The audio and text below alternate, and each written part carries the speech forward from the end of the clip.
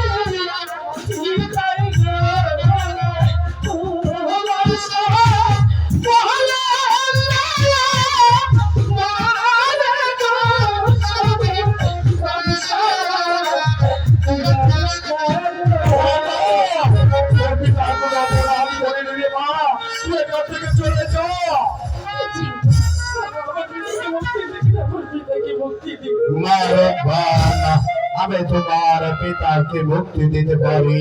তুমি যদি শাহজাদা রোহিণীকে স্বামীত্বে বরণ করে নাও, তাহলে আমি তোমার পিতাকে মুক্ত করে দেব।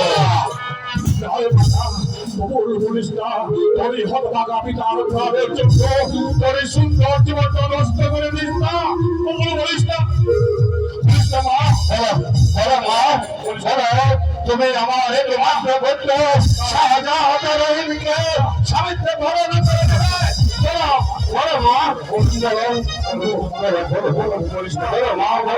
বলিস না